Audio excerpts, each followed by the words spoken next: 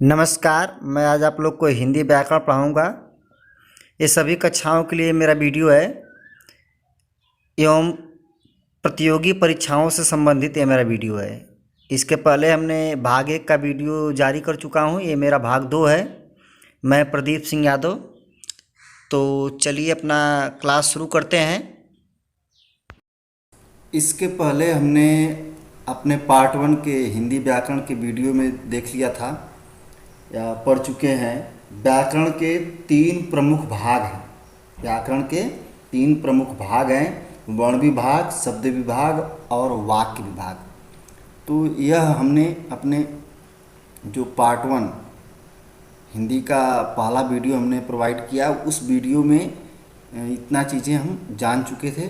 तो वर्ण विभाग में वर्ण या अक्षर के बारे में पढ़ना था, वर्ण या अक्षर के बारे में, ठीक है।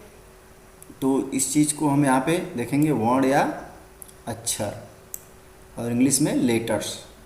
क्या बोलते हैं? लेटर्स बोलते हैं। तो चलिए शुरू करते हैं। वर्ण किसे कहते हैं? तो वर्ण भाषा की सबसे छोटी इकाई, यहाँ मात्रा होनी चाहिए, होती है, ठीक है। यहाँ पे होती है, ठीक है। वर्ण भाषा की सबसे छोटी इकाई होती है जिसके टुकड़े नहीं हो सकते, जिसके टुकड़े नहीं हो सकते। तो ये बात समझ लीजिए कि वर्ण भाषा की जो सबसे छोटी इकाई होती है, जिसको खंडित नहीं कर सकते या जिसके टुकड़े हम नहीं बना सकते।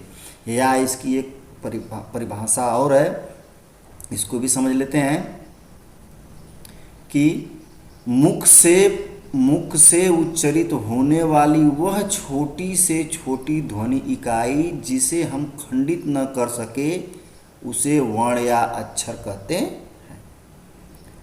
वर्ण या अक्षर कहते हैं, ठीक। तो अब जैसे में अ ई उ, ठीक है, अ ई उ क ख ग च छ इत्यादि जितने वर्ण हैं, अ ई उ री री, ठीक है, ये सब क्या है? वर्ण हैं। क ख ग घ च छ ज झ, ठीक है, यहाँ सब क्या है? वर्ण है। इन सभी को वर्ण कहते हैं। इन्हें हम खंडित नहीं कर सकते, अलग अलग नहीं कर सकते। अब क को अलग हम कैसे करेंगे? ठीक है, अ का तोड़ नहीं सकते हम। अ जो है, देख रहे हैं अ, इसको भी हम तोड़ नहीं सकते हैं, और इस क को भी हम खंडित नहीं कर सकते। जैसे खंडित करने का मतलब जैसे लिखा है यहाँ पे, देखिए क और प, क्या हो गया? कप। इसको हम खंडित करके बना सकते हैं क, ठीक, और प। तो 2 वर्ण हो गए, ये खंडित हो जा रहे हैं, देख रहे हैं यहाँ पे, ठीक है, ये खंडित हो गए। लेकिन इस अ ई उ क ख ग को इस तरह से हम खंडित नहीं कर सकते। तो कुल मिला के वर्ण वही होते हैं जिनके हम टुकड़े नहीं कर सकते या उन्हें अलग नहीं कर सकते, उसे क्या कहते हैं? वर्ण कहते हैं। अब आगे वर्णमाला, वर्णमाला के विषय में देखते हैं। वर्णमाला किसे कहते हैं? ठीक, तो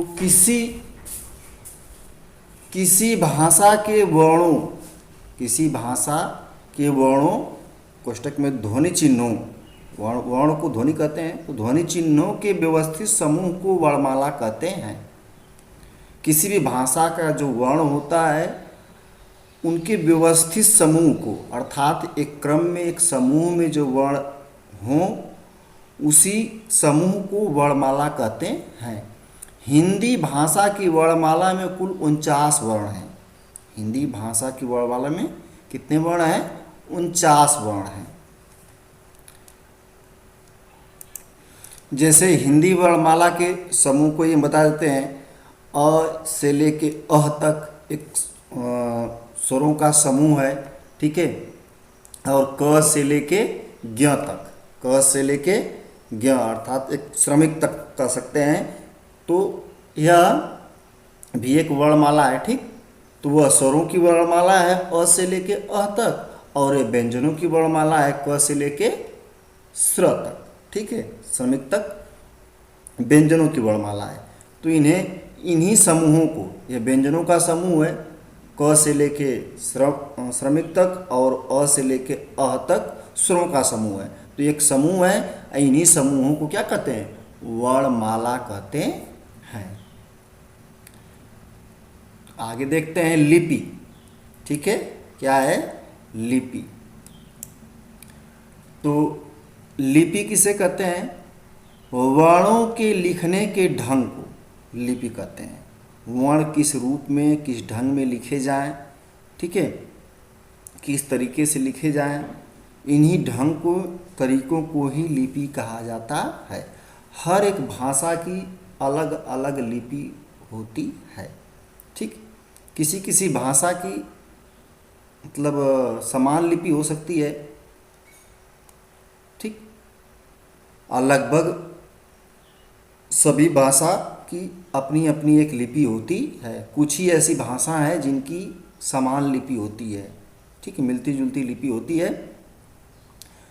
जिस लिपि में हिंदी भाषा लिखी जाती है उसे देवनागरी लिपि कहते हैं। अर्थात जो हिंदी भाषा है वह किस लिपि की भाषा है? देवनागरी लिपि, ठीक। जो हिंदी भाषा की, कभी कभी प्रश्न आप पूछा जाता है कि हिंदी भाषा किस लिपि की है, तो हिंदी भाषा देवनागरी लिपि की है। अब इसी क्रम में आगे बढ़ते हैं वर्ण के भेद। अब यहाँ देखेंगे वर्ण के भेद या वर्णों के भेद। तो वर्णों के भेद के बारे में पढ़ेंगे। वर्ण दो प्रकार के होते हैं। कितने प्रकार के? दो प्रकार के। यहाँ आप देख रहे हैं, यहाँ पे एक प्रकार इसका क्या है? स्वर, ठीक है। क्या है? स्वर। और दूसरा प्रकार यहाँ पे व्यंजन। हम इसको एक चार्ट के रूप में आप लोग को दिखा रहे हैं। तो वर्ण के दो भेद हैं। कौन कौन से? स्वर और व्यंजन, ठीक। वर्ण के कितने भेद हैं? दो भेद हैं, स्वर और व्यंजन। अब स्वर को देखते हैं कि स्वर के कितने भेद हैं या स्वर कितने प्रकार के होते हैं, ठीक है। तो स्वर के तीन भेद हैं। स्वर के कितने भेद हैं? तीन भेद।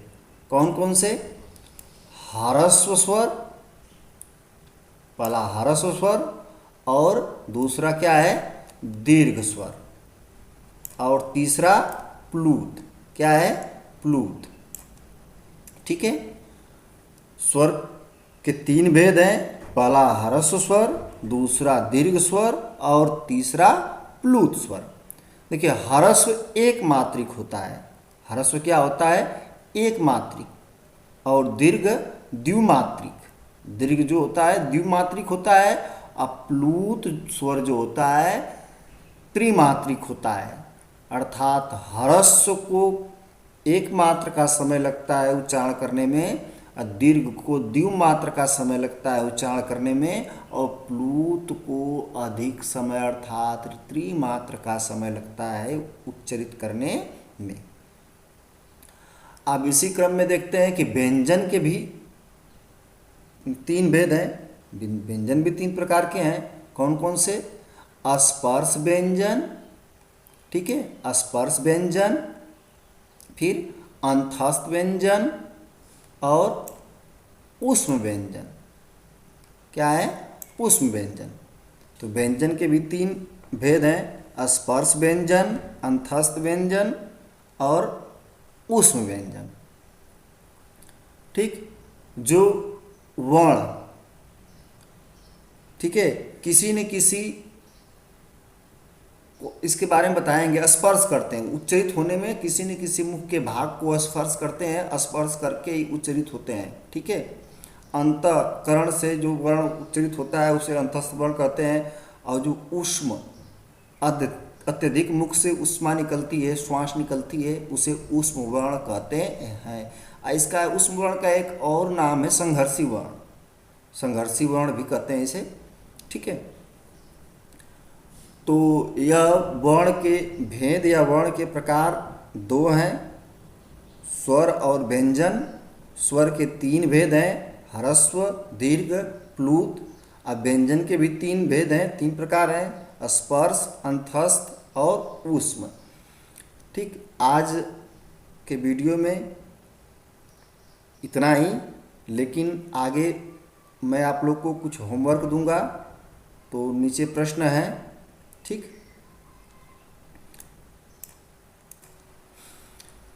तो यह देखिए यहाँ पे प्रश्नोत्तरी 2 है। ठीक है, 1 नहीं है, यहाँ पे 2 है। ठीक, ये प्रश्नोत्तरी 2 है हमारी, क्योंकि पार्ट 1 की वीडियो मैंने प्रश्नोत्तरी 1 आपको वीडियो में दिया था। यह प्रश्नोत्तरी 2 है। तो प्रश्न नंबर 1 है, वर्ण किसे कहते हैं? वर्ण किसे कहते हैं? प्रश्न नंबर 1 वर्ण किसे कहते हैं। और प्रश्न नंबर 2 है, लिपि किसे कहते हैं? लिपि किसे कहते हैं। प्रश्न नंबर 3 है, स्वर कितने प्रकार के होते हैं? स्वर कितने प्रकार के होते हैं। अब प्रश्न नंबर 4 है, व्यंजन कितने प्रकार के। देखिए यहाँ पे टाइपिंग में मिसिंग है, तो व्यंजन कितने प्रकार के हैं या कितने प्रकार के होते हैं। इन प्रश्नों को का उत्तर लिखकर स्कूल के ग्रुप में सेंड करें, और जो पिक्चर मोबाइल से क्लिक करेंगे उस पर अपना नाम लिख देंगे। ठीक, तो आज के वीडियो में बस इतना ही। आज के लिए धन्यवाद। आप